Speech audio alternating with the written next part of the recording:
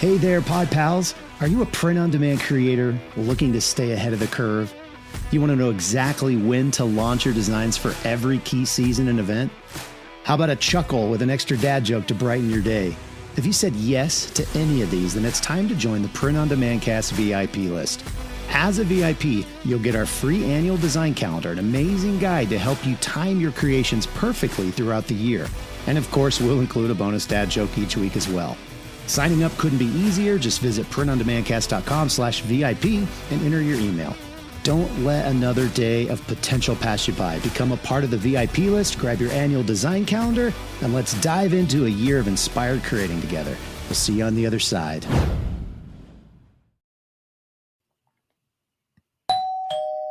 Welcome back to the Print on Demand Cast. This week we're talking about free and inexpensive marketing ideas for print on demand. Let's get into it.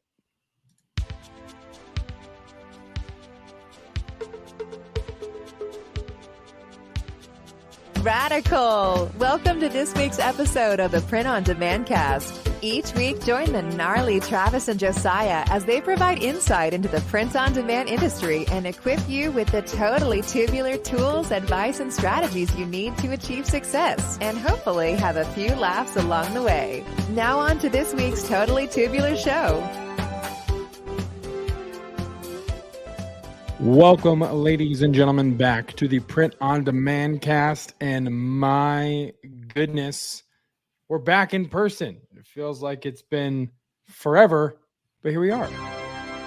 Joining me as always, Travis Ross from Making Mark Design. Travis, the last couple of weeks have been a little nuts when it comes to schedules and day jobs and, you know, the things that afford us the time to do this thing. So it's a little ships in the night, if you were. So. Yeah, it's summer, so lots of things going on, and we're I guess this will air next week because we're recording this. You know, pull back the curtain. We're recording this a week before. We're like actually ahead of the game. Like 7 days. So weird. Ahead. So we're actually planning on going out of town camping. And then again, next week for the 4th of July, we're going to go camping. Right. And so there's like a lot of camping happening in the Ross household. So we needed to get this out, but that also means that we're busy and, you know, getting the camper put back together. We got a little pop-up that we like to use, and it got invaded by rodents. And so if you have ever had to clean out a camper with rodents, you know what I'm talking about. It's a pain in the ass. That's terrible. It really is. So that's what we've been dealing with, and just kind of getting everything ready. But here we are. Yeah, we're here and we're doing it. We're doing the thing. And you know how long it's been since I've been camping, and I'm not joking you. It's probably been over 20 years since the last time I actually went camping. Yeah, I went a lot when I was younger and in middle school, but I just hasn't happened. I don't get it. It's so much fun, man. In fact, you should come with us. You know, that'd just be great. We'll pitch a tent right next to us. Crash the thing. That's the thing is I'm the guy that's like, hey, because our church has a men's camping trip as well. And it's like, you gonna come? And I'm like, well, is there like a cabin or like a camper or like because I'm not pitching a tent. I'm not sleeping on the floor. So it's usually where my opportunity to go camping ends. I'm like, are we doing this my way or like backpacking 3 days through the mountains, sleeping on the floor? Because I won't do the latter. So that's usually why that happens. But as you mentioned, Travis, when people are listening to this, it is the day before the 4th of July. Yeah! So we're going to say happy 4th of July to all of you guys. Hope you all are having a safe and happy 4th of July. I know I have some family coming into town, and I think 4th of July has slowly become one of my favorite holidays to the extent where I have like months ago bought the stuff that I wear for the 4th of July because it's the outfit's going to be on point. So very excited. Maybe I'll take pictures and post to the Print on Demand Cast Instagram story what we're doing. Maybe we should both do that. Just kind of document our 4th of July on the story. And then you guys can let us know what you are doing as well. But yeah, happy 4th to everybody out there in the Print on Demand Cast multiverse. So we've got a lot in store for you today for our first episode back since the 200th. Our first one, but I like how in the 200, like, man, consistency is the thing. And I was gone, and then it was a rebroadcast. And so I guess, that's what happens. Keep your words soft and sweet in case you have to eat them. But in our main event, we're going to be talking about, again, free and inexpensive marketing ideas for print on demand. So you're not going to want to miss that. But before we get there, we're going to go to everyone's favorite segment, the weekly dad joke. Time for the weekly dad joke. All right, Travis, this week's weekly dad joke is as follows. So my wife has a strict policy against Billy Joel jokes. So as a result, it hasn't happened in the longest time. For context with Billy Joel, it's a song. For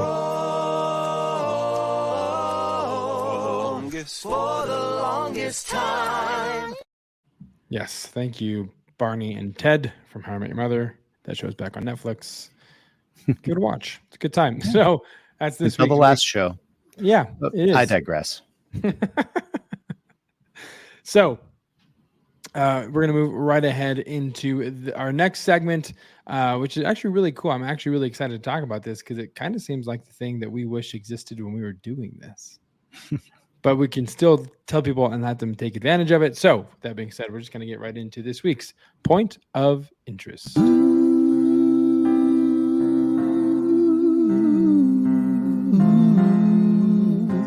Point of interest.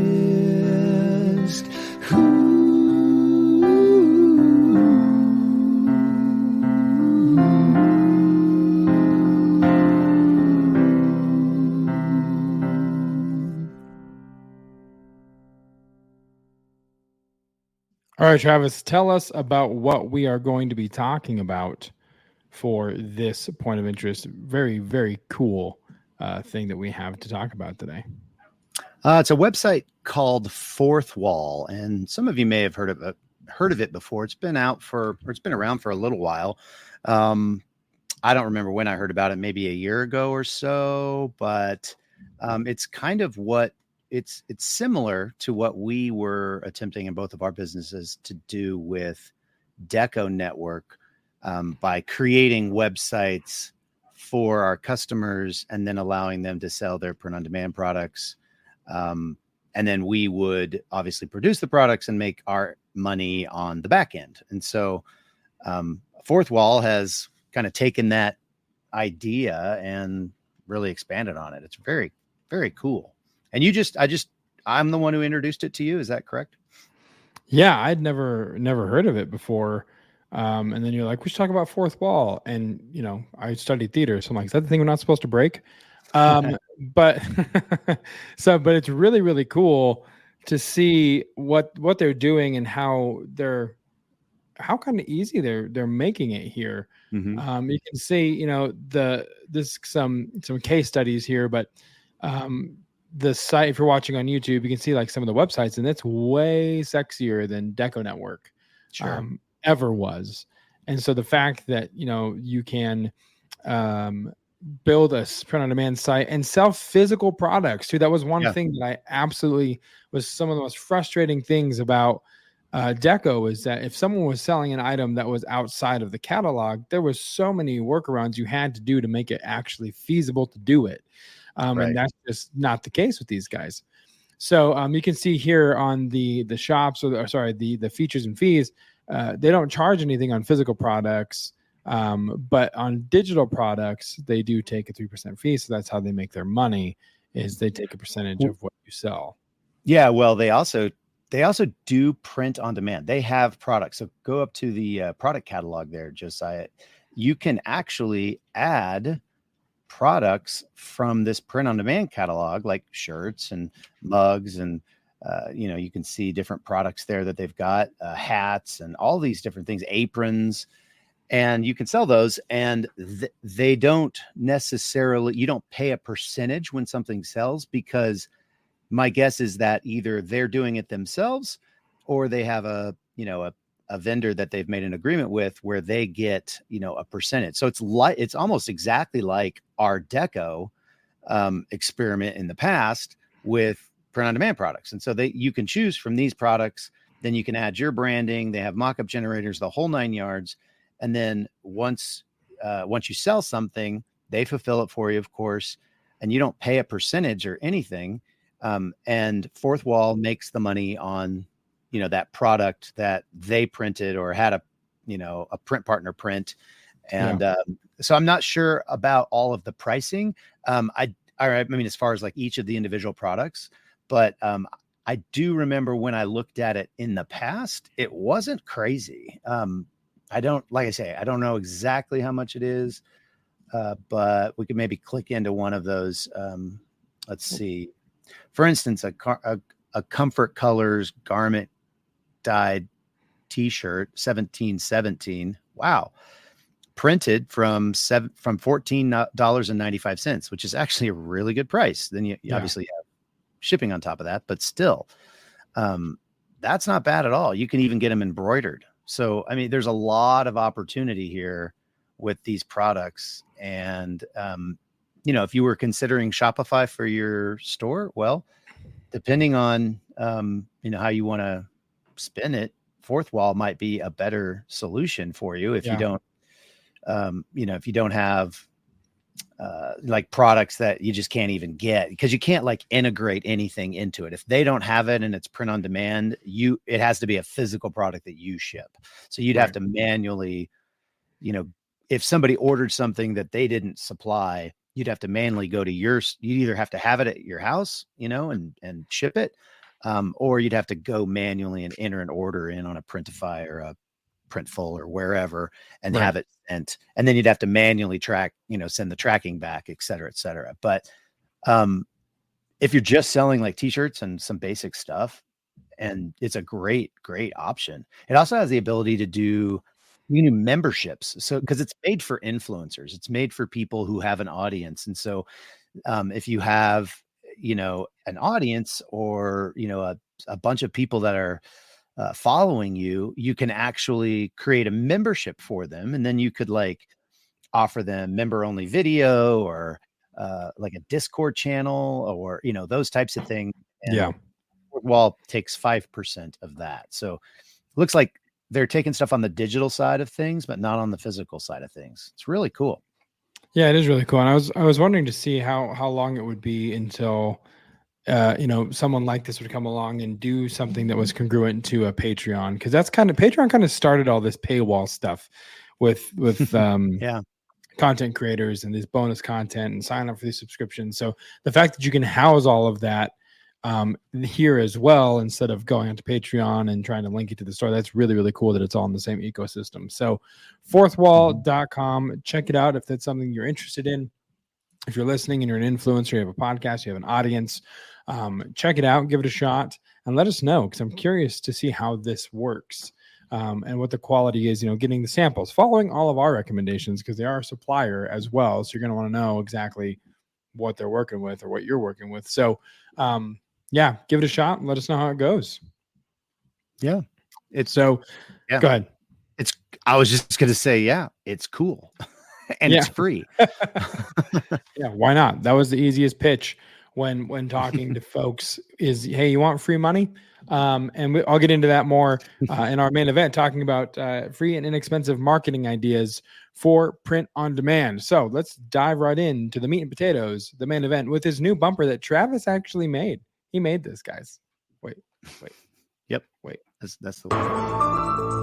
On a cold, dreary night in September of 2020, Travis Ross and Josiah Cifuentes created the Print on Demand cast. This is the main event. It's like an unsolved mystery. What happened in that garage on a cold, dreary night in September of 2020? All right. So this week's main event, again, talking about marketing ideas for print on demand.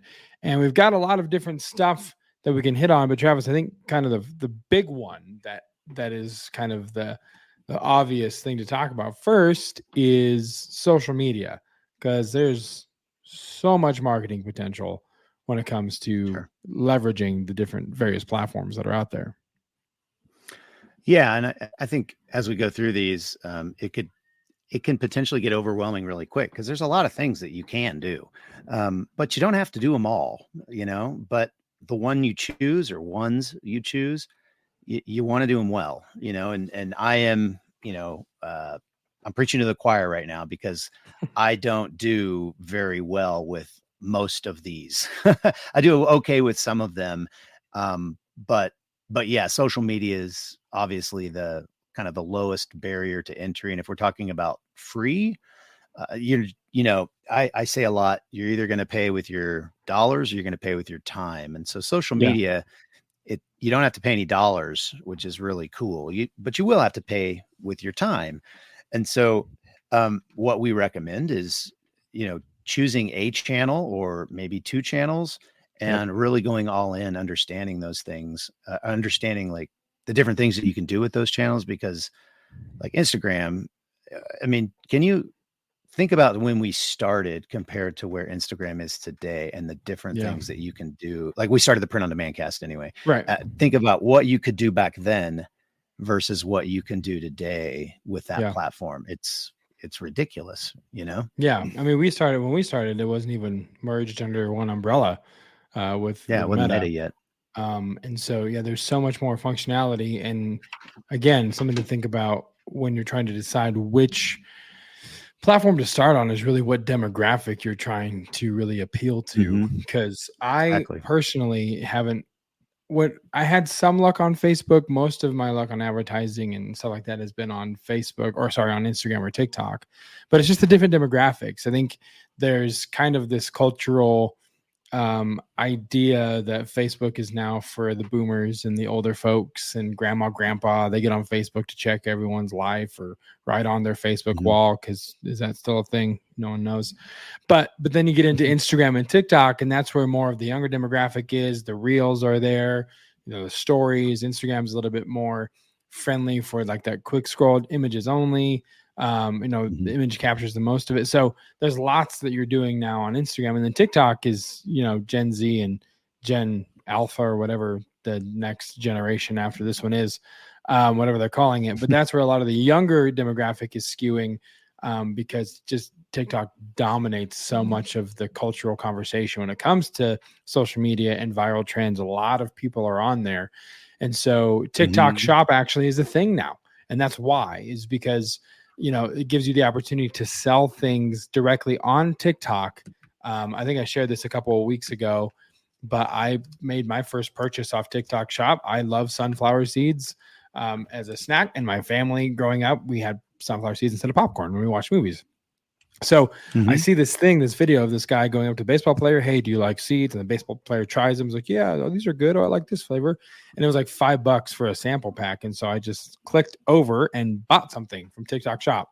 So they're integrating e-commerce directly into there as well. So it's definitely kind of a growing ecosystem in terms of the transaction as well, not just the advertising, but the ability to keep them in TikTok and just have them scroll over and purchase something of yours right then and there is a huge advantage as well. But again, Travis, you talked about this on the Facebook group and on Instagram the last couple of days or weeks, is print on demand doesn't have to be all online either. Yeah, that's right. Yeah, there's a whole lot of things that you can do offline that are free and inexpensive marketing ideas, and they're specifically for your print on demand business. Print on demand doesn't have to be just online. So we've got episodes on influencer marketing because and that can go obviously multiple ways. You can use influencer marketing by hiring an influencer to promote your products, and then when they do click over to the sunflower seeds, or t-shirt or whatever it is, it's your actual product that's going to get sent to them. And then that's one way to use influencer marketing, or the other way is to use it the way you guys used to use it. And we used it with Deco Network. And so why don't you explain that a little bit? Yeah, for sure. So the other kind of flip side of that coin is reaching out to influencers who have a good following. And again, the lion's share of my luck doing this was on TikTok. And at the time, not everybody on TikTok had merch. Now it's very much a thing, but I would go find people that made funny content, had good followings, large numbers, had a good level of interaction with their followers. And I would just slide into the DMs, right? And just say, hey, love your content, love what you're doing. Have you ever considered merch? And have you ever considered doing merch at no cost to you? And a lot of the times it was that whole hook of, hey, it's free. You want to make free money? So either slide into the DMs or email them and make contact there. And then what happens then is you are working with the influencer to create the designs and decide on the t-shirts and all that kind of stuff. But then the influencer is doing all of the marketing to their captive audience for them to go buy the thing that this influencer just released. So all you have to do is market yourself as a business and a company to the influencer, and they take care of the actual bringing in the actual traffic to the site to purchase. Then you just print and fulfill what they bring in, and then you can either do a percentage split or a certain amount, wholesale cost, whatever the split looks like, and then it's rinse and repeat for the months to follow. So it was a really, really fun time, and got to work with a lot of cool people that now have multi-million follower accounts and have agents and stuff, which is wild.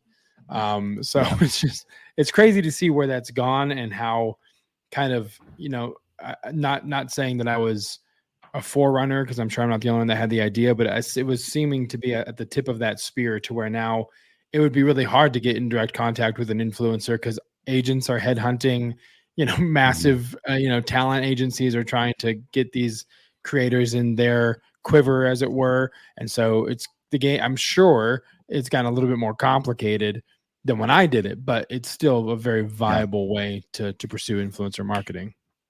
Yeah, places like Fourth Wall didn't exist when you were doing that, too. So right, and if they did, but I mean, I mean, at the end of the day, though, there's still some fruit on some fruit on the vine for this type of this type of marketing, or this type of kind of sales process. There's always new ways to do things. And so, you might not be able to contact that guy that has the 500,000 member group, but you might be able to get the guy who has the 10,000 member group, or the 5,000. They're up and coming.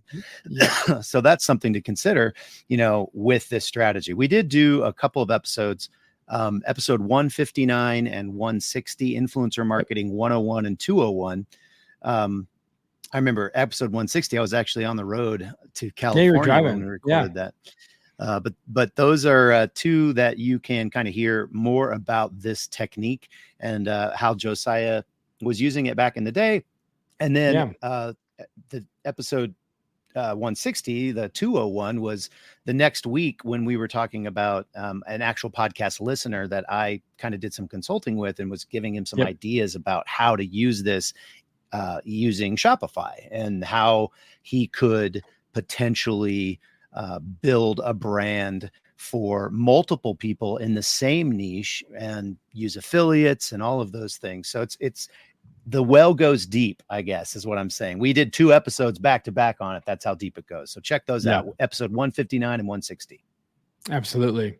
The next thing you can do is Google Maps, claiming your Google listing, right? Wow. Did you hear that? I did. A very loud thunder. So that was thunder. If I lose power, you'll all know why. It seems to be right on top of us. So Google Maps, you can claim your Google Map listing, your Google business listing. Travis, talk about this, because I know Make Your Mark has done that. And when you had a physical shop, it resulted in a lot of people just ringing a doorbell and saying, hey, I saw you guys on Google, or picking up the phone and saying, I'm looking for some memorial shirts or whatever. But talk about kind of how that free piece of marketing injected some revenue into the business. And it's just as simple as going through a process on Google. Yeah, It really is that simple. I mean, even if you're working out of your house, I mean, you can do this. I mean, maybe you're not as comfortable, but I don't necessarily think anyone's going to show up to a residential neighborhood and knock on your door. It's more of you want to be in that map search, that Google Maps search, but you basically just go to Google Maps and find your location.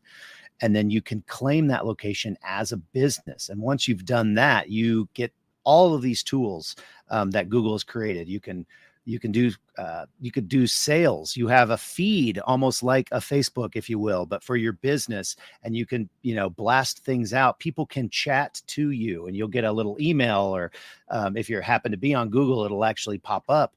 And it'll say you have a message waiting for you. They can call you. You can put your phone in there, et cetera, et cetera. There's all of these different things. And so I talked about it, I think on the 200th episode, that I have literally 2 orders in the queue. They should be done by the time this, podcast comes out. They're still getting shipped to me. Everything's getting shipped to me. But I have 2 orders in the queue for one emailed me and one called me. From my Google Maps listing. And so all I have to do now, I mean, you could do this with a print on demand provider. You could say, hey, these are how much the shirts are, because the cool thing about it is you can have it all shipped to you, or even have it shipped to them. And the more you order, obviously, the less the shipping is, because when they do bundle or when they do more than one, they lower the price. And so even if you only make, 15, 20% markup on these, items, might be worth your while if it's like a 50 print order. I have a actual flat press and a hat press, and so I can do some of that stuff here. I posted about a laser engraved hat that I did for a company here that I didn't connect with them through Google Maps, but that's probably on a future one there when we talk about like community relationships. But the idea being, they are repeat customers. And so will these new people potentially, if they're pleased with what we offer them. So it's just, to me, it's a no brainer. And I guess it really just depends on your level of comfort, of marking if you do live in a house or an apartment or something like that, actually claiming that spot as a business, on Google. But the cool thing is, if you do, you show up for that particular industry. You can show up for printers in your area when someone does a search like that. And you might get a phone call, you might get an email, and it'll turn into an order. And then you can figure out how to fulfill it. Exactly. That's the fun part, is not wanting to say no and then figuring out how you figure it out from there. So, the next one, a local chamber of commerce, or Rotary Club, which this one's huge too. I'm looking for my day job, looking into the Fort Collins Chamber of Commerce, because I've heard that they are wildly active. They do like 3 networking things a week. And so they're just churning out events. But I went, and also you can do local Chamber of Commerce, Rotary Club, meetup.com. Also, you can find some good groups, some networking groups. I just went to lunch yesterday with this group that's industry specific, only one of each kind of industry. And so, went and had lunch and met some people and made some connections and explained what we do, or, what I do. And, it's one of those things where the point is to refer people to those businessmen in that group. That's how it becomes profitable for everybody. So, I mean, that's a lot of fun. I had a great time. It was out of my comfort zone because I was just walking in blind and no idea what to expect, but it was great. And I'll go back to the next one. And it's a really, really, it's watering seed. Might not get something immediately out of these kind of Chamber of Commerce, Rotary Club connections, but it's a seed watering process where you're just that guy that becomes their friend, and they see you monthly, and all of a sudden you're talking shop and you have an option or the ability to earn their business, and then I was thinking yesterday at this lunch, everyone walked in, of course, sporting their swag. It's like, everyone's got a polo, 100%. Everyone's got their hat, everyone's got their bag. Something like, man, if I was still in the print industry, this thing would have been incredible, because immediately I could have been talking about print on demand and how we can do, merch for your staff and do internal facing stores and just cleaned up. Right. But that's the cool thing about this industry specifically, where the industry that I'm in for my day job, not everyone is going to need. But as business owners, everyone wants swag. Everyone wants hats, polos, shirts, cups, mugs, whatever. Mhm. So Right. you're already of value to the people in the room. It's just up to you to earn their trust and tell them why you're different and how you can do it better than maybe the guy that they're using down the road. But I digress. It's a really good opportunity to make some connections. Yeah, I mean, face to face is always the best way and easiest way to sell. And you're basically going to an event. Like, I was part of the Broomfield Chamber of Commerce. Now, this is definitely not free for a chamber of commerce, but you get a couple of orders and it becomes pretty cheap, percentage wise. So I did business with people from the chamber, and I actually, like, my insurance guy was a guy I met at the chamber. For those longtime listeners, you remember Josiah was in insurance for a nanosecond, and he won I transferred to him for my auto. And then when he got out of it, I was like, well, I don't have any allegiance to this company. So I jumped ship and went to this guy and took him all of my business. So he's making money from me and will continue to make money from me. And I will continue to make money from the businesses that I solicited and we did business when I was in the chamber. I actually am not, I don't have my physical location in Broomfield, so I decided not to renew, but I still have relationships, still get emails from some of the people saying, hey, we're doing a thing, you should come by, and anytime I see an event in Broomfield that I know the chamber is going to be at, I can walk up and be, hey, and I have that rapport and relationship with them. So yeah, that really kind of dovetails nicely into the next one, which is community relationships. And this is where I would put that patch hat order that I was talking about with Western Cut. That particular relationship came from church. And you may not go to church, and that's fine, but you go to other places. Maybe you have other social outlets, other places you go, and you have. I mean, sorry to interrupt, but to your point, the poker nights that you would go to, you were T-shirt Travis. You know what I mean? Like that was a nickname that you were given. And I'd go there and be like, oh, T-shirt Travis, and then your random Mexican friend that would show up with you every once a quarter, and I would be like, yeah, I'm here too. But the point is that you were known as the T-shirt guy, and that was a nickname that you were given, and that was another local community relationship that you had built with the people there. And so to your point, it might not be church, but really think about, and sometimes I think people get a little they overcomplicate this idea of what is a community relationship. Well, it's not church and I'm not in the chamber, but is there a place what's your cheers where everyone knows your name? Because that is your community relationship. Right. You know what I mean? Like, it can be a poker night you go to once a month, once a week. It can be, a motorcycle club that you're a part of, that you guys hang out and talk bikes or whatever. But wherever you have that, your people, that is a great way to kind of use that community relationships to earn business and referrals. I think one of the things that you have to overcome is the fear of telling people that you're doing this, because you haven't had very many sales. And so you're kind of embarrassed, Sure. Stop it. Just stop it. Okay. And own that you're doing this. That's the only way you're ever going to get these types of sales, and well, I don't know that I can't give them a good deal because I'm going through somebody else. Well, they don't know that. They don't know. Yeah, exactly. They don't even know they don't know how to get this stuff. You have so much more knowledge than you give yourself credit for. Yes. You have imposter syndrome. So stop it and start telling people, and become T-shirt Mary or T-shirt Joan or T-shirt Mike. I don't care. Garment Greg. There we go.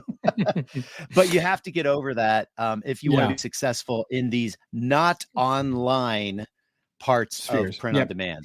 Yep. And I guess we should have given maybe like a wear your helmet warning before that, because last time we were very direct to people. They were like, man, I should wear my helmet because Travis beat me over the head with his advice. But I was just going to say that, like, the hard part is you thinking, well, what if they ask me questions. How am I going to answer? And the reality is that you know more already than they do, because that's not their job. That's not what they're studying. That's not what they're investing in. That's not what they're learning about. So you already have answers that will satiate their curiosity and be like, oh, I had no idea that was a thing. Or, oh, that's what ring spawn is. Or why do these t-shirts feel like crap? You know what I mean? Like you can give those answers. Yesterday in the lunch, there was a guy who was starting a brand new business, and he was very nervous. There were two guys. One of them was, I'm starting a business that is a tech business, and I come in and help you. I'll come in and help people set up their surround sounds, their movies, troubleshoot their computers.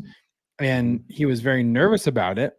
But the point is, he was there, he did it, and people were like, oh, so could you help my mom or my grandma, or could you go in and could you?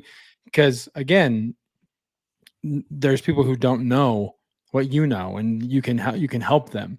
So yeah, imposter syndrome is real, but you have to get over it. And if we didn't, we wouldn't be at episode 203. We'd still be talking about what if we did a podcast. Right. So 100%. Yeah. So the next one is content marketing. So Travis, I know you've done some content marketing. You've done some blogging and some guest blogs as well, for and kind of articles for magazines, right? Yeah. Yeah. So content marketing is literally any type of content that you put out there that has a link back to your site, Right. It could literally also be on your site. So for instance, at printondemandcast.com, we have a blog, and, there's different things that are like linking to outside websites and linking to inside websites.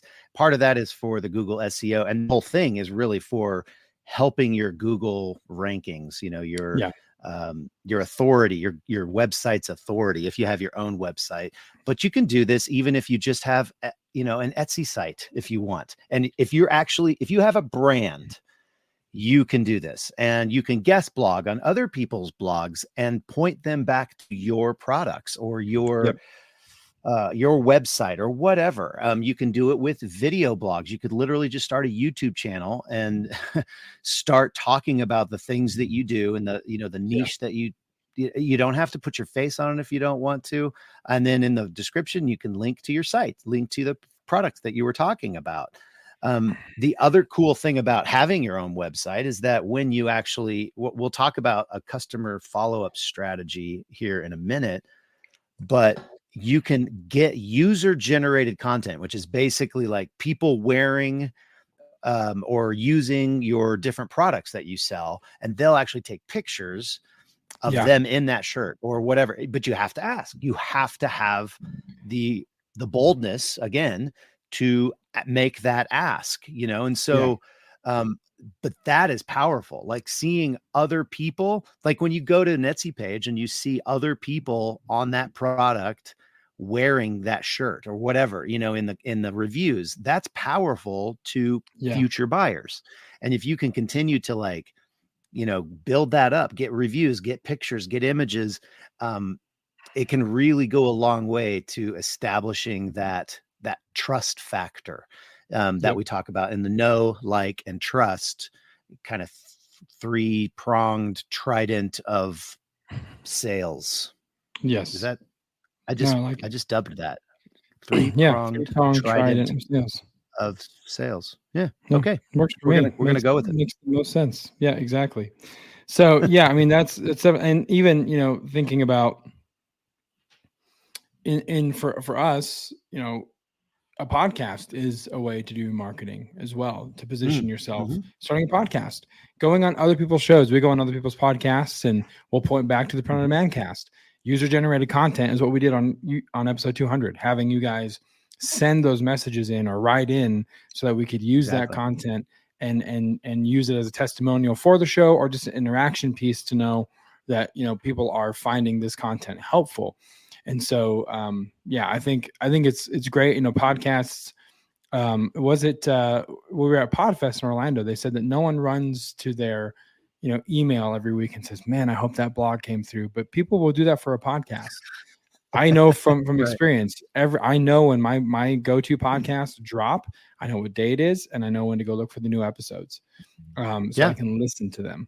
So again, podcast is another way to do it, and it's a pretty low impact or low cost. So if you have more questions about that too, love to help you even get one of those started. So you mentioned, Travis, a customer follow-up strategy. So unpack that a little bit for those that are listening that don't quite know what that could be in terms of a follow-up strategy for their customers. Yeah, I mean, once you start getting sales, I think this is so important because, again, it'll cost you time, but it's not going to cost you very much money.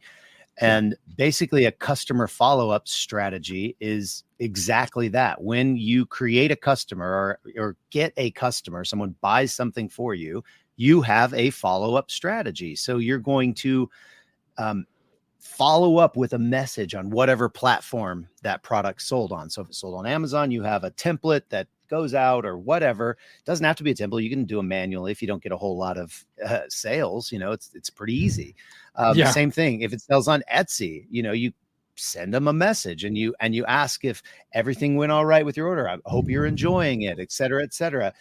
Ask them for a review, and then also ask them for user-generated content. Say, it would mean the world to us if you would take a picture of yourself and include it in the review, or send me back or reply to this email or this message with an image of whatever, because we would love to share your excitement about our products with the world, or something. That may be overboard, but you get the idea of having some type of follow-up messaging that happens every time you sell. There are products that you can get that will do this automatically if you have a whole lot of sales, but at the beginning you can just do it yourself.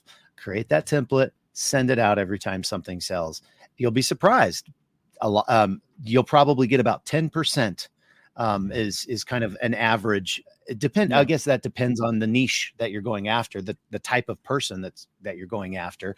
But if you get 10%, that's pretty great. So you get a review out of that. One out of every 10. Maybe by doing this, it bumps it up to 20%. You get 2 out of every 10 because you're actually asking for these things. I highly recommend an email service, email marketing of some sort. In fact, we use ConvertKit for the Print on Demand Cast VIP list, and you can go sign up if you're not a part of that. printondemandcast.com/VIP, and you'll get our annual design calendar, which you probably heard it on the front and end, the advertisements on the beginning and the end of this show. And you get something from us. And so you can do that same thing with your print on demand store. You can say, hey, in that follow-up email, I would love to put you on our email list and offer you 20% off anything in our store. And if they really do like your brand, that might be an enticement for them to send you an email. And then you have that person's email. You can remarket to them for free forever. That's the cool thing. Well, until they unsubscribe. But you can continue to market to them. Hey, we put out some new stuff in this niche and it's great. And you liked this niche, so you should buy it, and because you're on my email list, I'll give you an additional 10%, whatever your margins can handle. But you get the idea. Email marketing is super, super powerful. And I believe that it should be a part of your customer follow-up strategy. ConvertKit. You can go to printondemandcast.com/ConvertKit. It's actually free until you get to a certain number of subscribers, or you can upgrade to do some extra stuff. But just having an email list with the ability to email them whenever you want is free until you hit until you hit a certain number of subscribers. So at the beginning, there's no reason you shouldn't be doing this. Highly recommend it. printondemandcast.com/ConvertKit. Put that in the show notes. And what was the other one that I mentioned? There was another link that I wanted to, I don't remember. It doesn't matter. If I think about it, I'll put it in the show notes. How about that? How about that? Yep. Just dive into the show notes and see what's there for you. So we talked about email marketing, collabs, and partnerships. Again, that can be online. It can be offline. It can be putting on an event with another company. One of the ideas that we kind of tossed around was, helping sponsor an event and being there to provide merch, like sublimatable t-shirts or mugs. They're on site, just being in there with the other business that's putting on the event.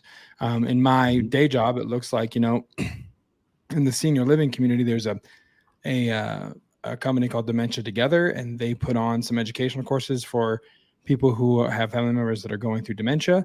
And we partner with them and help kind of bring some more educational resource and let people know our services. So it's just collaborating to help each other out and leverage each other's audiences and our knowledge in that particular industry. So there's lots of stuff you can do in collabs and partnerships.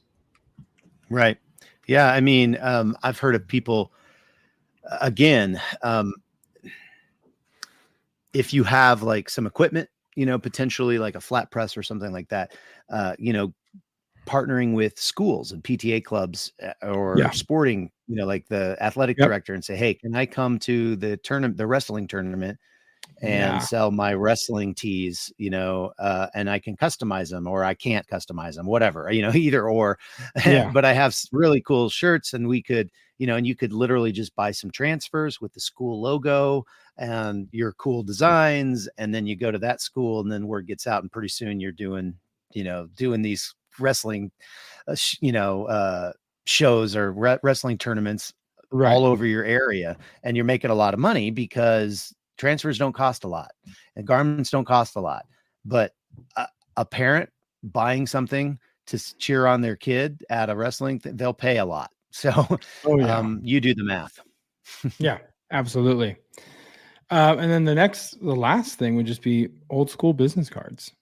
We just go old school. So like we have, for my job, we've got, I have old school business cards with my picture on it and information about the company. The back talks about the services that we provide.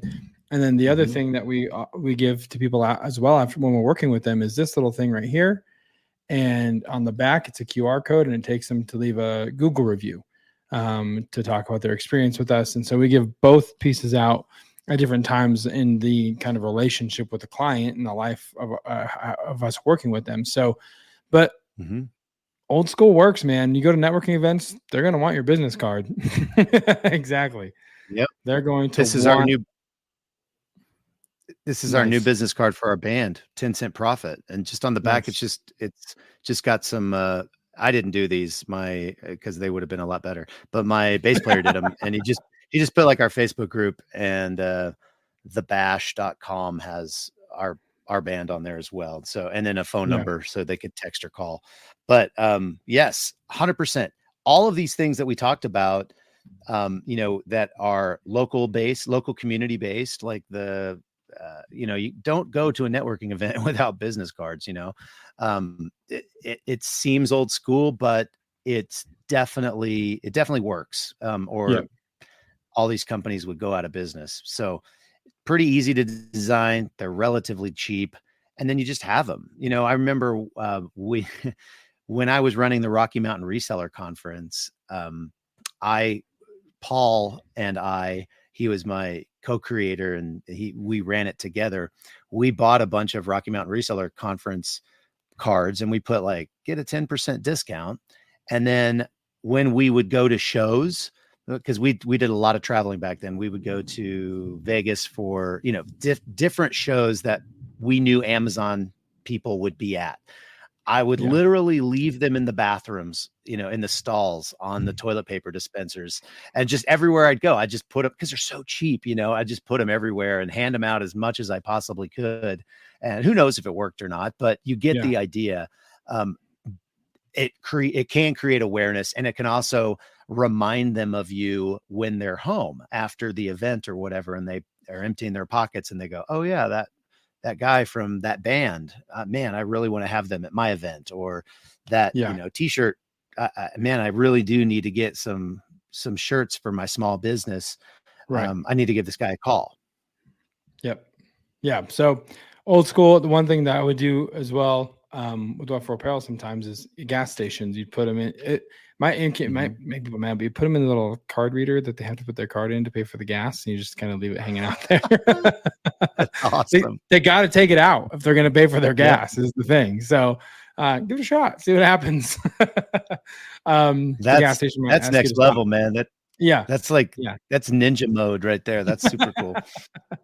Yeah. Awesome. Travis, anything else on this before we round this thing out and bring a close to episode 203? Yeah, I just want to reiterate, don't be ashamed about what you do. This is awesome. Yeah. You are helping a lot of people, and you know more than you think you do. So don't Absolutely. be ashamed. Tell people. You'll be surprised. Good things will come your way. You'll probably get some clients or some people that at least are asking for quotes from you if you just get out of your own way and tell people what you do. Tell people what you can do for them. Yeah, absolutely. So let us know how it goes. If you guys have other questions, you can, of course, reach out to us. As Travis said previously, printondemancast.com/VIP is where you can go to sign up for our email list. You'll get that design calendar and exchange to help you kind of prepare for the things that are coming up in the future in terms of holidays and events that you'll want to be gearing towards in your designs and what you're going to be selling.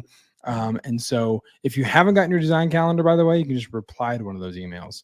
And we will let you, and you can let us know, and we'll remedy that as well. And you get a bonus dad joke, which I think is what people really like, is a bonus dad joke to use in your social circles as well. So if you use a dad joke in one of these community kind of connections, chamber of commerce meetings, whatever, let us know how it goes, how many groans you get, and then be sure to say, hey, we got it from printondemancast.com or from the Print on Demand cast, and it's a great podcast. So thank you guys so much for listening. Again, have a happy and safe 4th of July.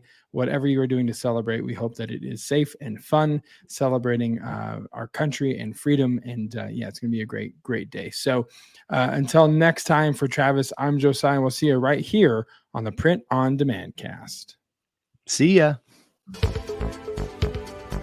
Hey, babe. Thanks for listening to this week's episode of the Print on Demand cast. We hope you enjoyed the Totally Tubular Show. If you've got a question or a suggestion for the show, send Travis and Josiah an email at info@printondemandcast.com. Want to be wicked nice? Take a minute to rate and review the show on iTunes or wherever you get your podcasts. And don't forget to subscribe now so you don't miss next week's episode. See you next time, for sure.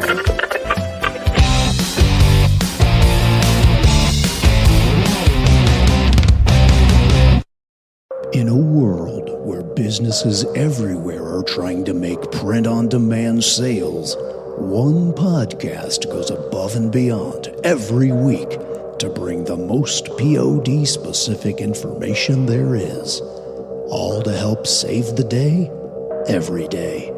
Don't succumb to the enemies of your print-on-demand business. Sign up today for the Print on Demand Cast VIP email at printondemandcast.com/VIP. This time, it's for real.